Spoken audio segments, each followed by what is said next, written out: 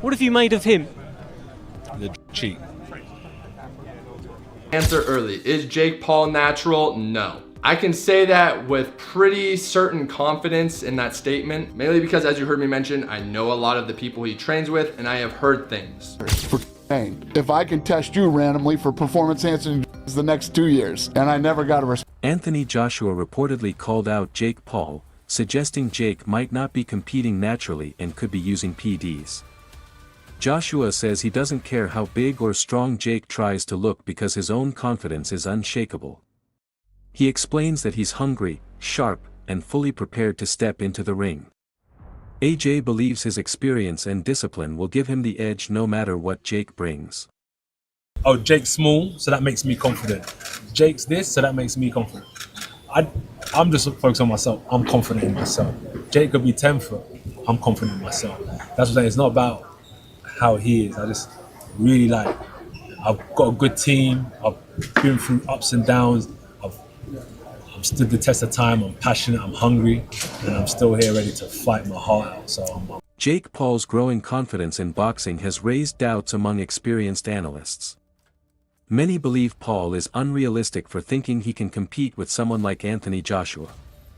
Joshua is a seasoned heavyweight with years of training, championship fights, and proven stamina, levels Paul hasn't faced yet. Some observers even think Paul's physique suggests he might be using performance enhancers. Meanwhile, Joshua remains fully natural, showing a rare combination of size, strength, and skill. Because of this huge gap, fans and experts are questioning whether Paul is ready for such a massive challenge.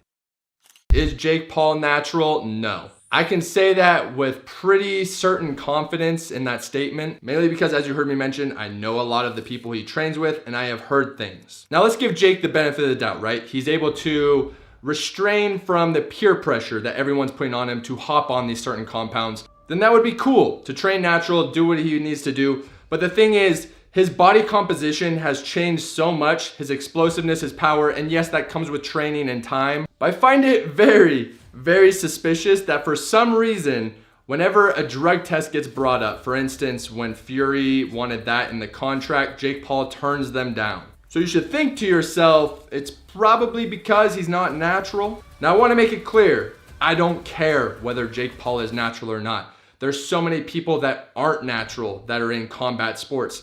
In fact, Tyron Woodley probably is also not natural. Everyone wants that little edge over their competition, and that's where drugs and anabolics come into play. There's certain compounds that are out there that just increase your explosiveness immensely, your recovery, so that you can stay in the same weight class, which is very important for combat sports, whether that's boxing, UFC, whatever type of combat sport you're doing. So that is why you guys have seen so much improvement from Jake Paul. Of course, he has a great circle around him, great trainers, great coaches, a great regimen, but definitely anabolics play a very fundamental role in that. They allow him to train as hard as he does. They allow him to increase his power and speed. And of course, when you think of those concepts, that's essentially the recipe to... Deontay Wilder has added to the speculation by suggesting the contract might decide the winner. He compares this fight to previous entertainment-style matchups where money and showmanship outweighed pure competition. Wilder hints that whoever the contract favors will likely win, making people question whether the outcome will truly be based on skill. His comments have sparked debate as fans wonder if Paul's rapid rise is driven more by promotion than athletic ability. Joshua, and they asked Deontay Wilder, who does he think will win the fight? And he said, whatever's in the contract for the person to win, that's who will win. And let me counterpunch. What Wilder is saying is what a lot of people are fearing, right? You know, the Jake Paul FDA that, hey, he has to win each and every fight has been one of those things that has been lingering around in the boxing world, as we've seen about Mike Tyson, and Mike Tyson seeing him pulling punches or appeared to be pulling punches and not really trying to fight Jake Paul. And I reminded people that it was an exhibition. And despite how it was billed and what Mike promised to do, I think none of those guys were just trying to hurt each other. You know, I think Jake Paul was actually just trying to, just share the ring with a legend.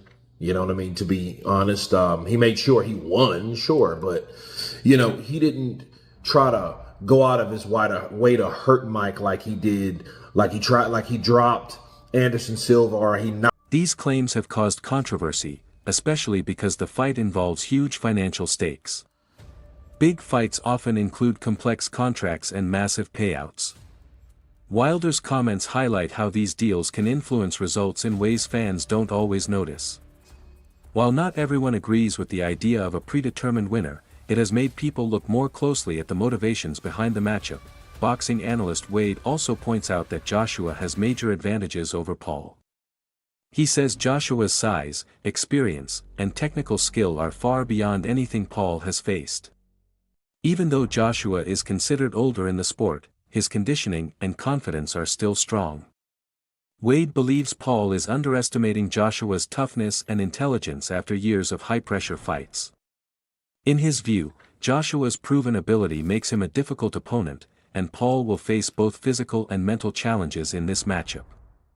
If, again, in some world that actually happened, boxing in the UK has to die if that happens. Boxing as a whole has to take a look in the mirror if Jake walks out and knocks out Anthony Joshua in the first round. This is why I said AJ has the most pressure maybe on any boxer ever with this fight, because it's not for a world title, but it's essentially for the legitimacy of the sport. Like, without saying it, not because Jake doesn't have actual legitimate, boxing match, nothing like that, but because Jake shouldn't be in a ring with Anthony Joshua ever in his career. From when he started to what he is right now, Jake has not shown the skill, the ability yet to be in a ring with any former champion that's still in the game at heavyweight. So he's able to not only go in there, I said survive more than 3 rounds, but knock AJ out, dude, the sport will have to drop a nuclear bomb on the sport, all of it. I'm honored to be here.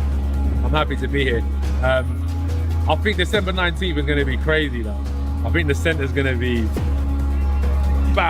buzzing, just crazy energy in that room. I think it's going to be really good. So now, remember, I took a year out of the game to refresh because I was just piling on more and more baggage. I just feel fresh. I feel rejuvenated. It wasn't like I took the year out in vain. I had a purpose, and I'm just living. No, you look fresh. I feel good, man. I feel good. I've been training hard. I'm close to the weight that I need to be at for the fight. I feel good. He's done me a favor. I'm walking around bulky and heavy. I feel quick. I feel amazing. So I'm looking forward to the fight. Oh no, dude, the weight's gonna backfire now too. That's what you're telling me? You're telling me that Jake having AJ cut the weight down to 245 is actually gonna make him more of a machine? It's gonna help his gas tank. It's gonna help him be lighter and quicker on his feet. The things that Jake said he's not. It's gonna help him feel more loose and not as stiff. Fuck! Backfiring again. Everything. Damn, dude. Because he's already a big guy, and that makes sense. One of the things that you naturally do in a boxing camp is lose weight by doing cardio and obviously training and sparring and everything. But now all you're doing is having AJ get in better shape because he's just going to run more. He's already on weight, apparently. By the way, this him saying this all was from a video 3.5 weeks ago. But when you go to AJ's Twitter, this is December. Joe Rogan has strong opinions about Paul's chances. Rogan says that even at an older age, Joshua is still in elite shape, with confidence and agility that make him dangerous. He believes Paul's boxing style, which works against less experienced fighters, might not hold up against a skilled heavyweight. Rogan highlights Joshua's championship background, tactical awareness, and ability to handle pressure, qualities Paul hasn't truly tested himself against. He also points out the psychological demands of facing a top-level fighter. Joshua's champion mindset gives him an advantage in high-pressure moments.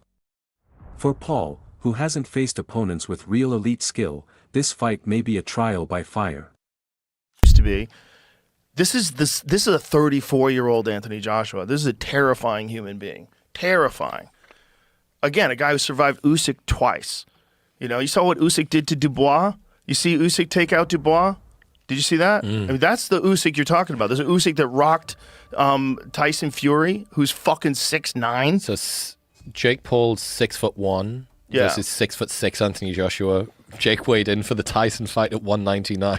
Yeah. Joshua against 252. Ngannou was 252. 6'6". Just not just 6'6", but 6'6", and knows how to use every fucking inch of it. Knows how to keep that stick in your face. He was keep that jab in his face, and that right hand, if it hits you, you're fucked. And he's not worried about you the way he's worried about Usyk. You can't move like Usyk. You can't constantly be frustrating and overloading his nervous system. Usyk is overloading every aspect of your senses at every moment. He's constantly moving, and then punches are coming, and he loops punches around your guard, and he's constantly shifting his feet, and you think he's going to be there, and he's over here, and it's like this overload of thinking. It's not a casual, relaxed fight where you can kind of move around and get your groove and he's going to stay on the outside and you're going to... No, it's just constant. He survived that guy twice. He survived, in my opinion, the most skillful heavyweight of all time. Twice. And you're going to go box him? And the toughest guy you fought before was 40 years old Anderson Silva? That was the toughest guy so far you fought? You lost to Tommy Fury, who's a very good boxer, but this is a giant Olympic gold medalist heavyweight.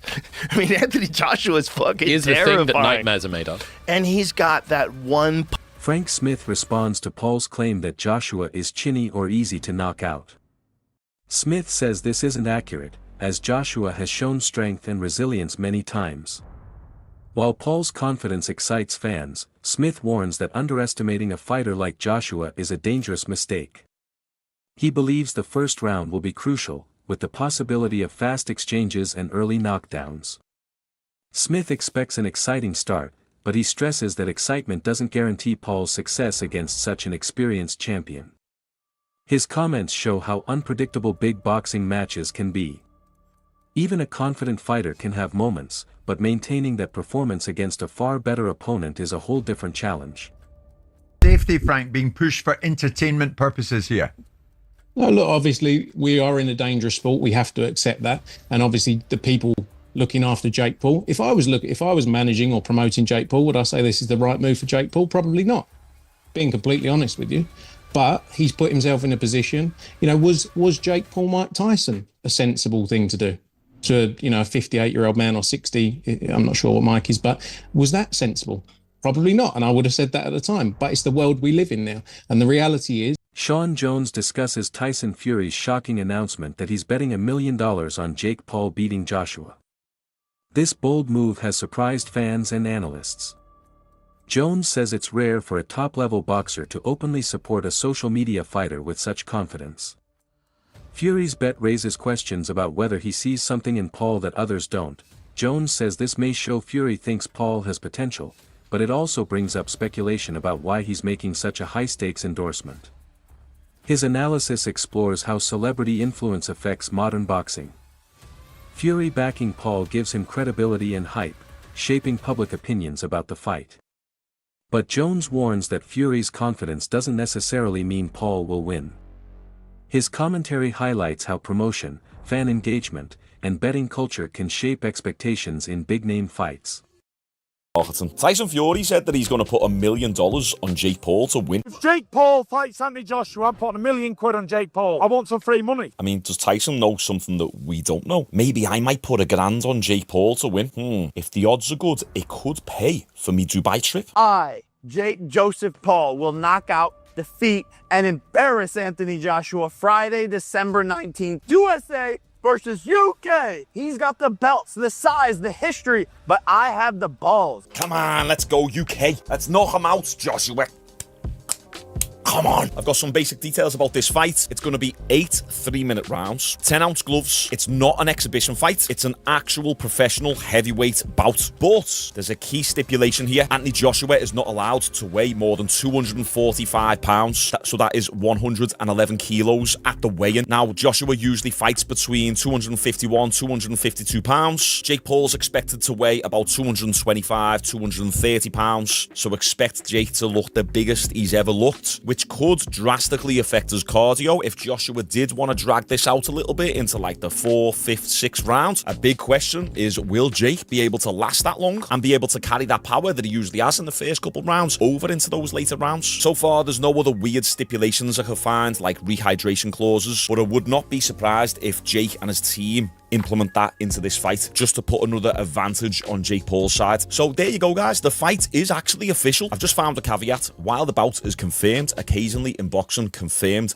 means the contract is public or press announcement made, but final sanctioning from the Athletic Commission is still awaiting approval, and there might still be a few moving parts here, but so far so good. Joshua's posted it, Jake's posted it, Netflix have posted it, so I think we're 90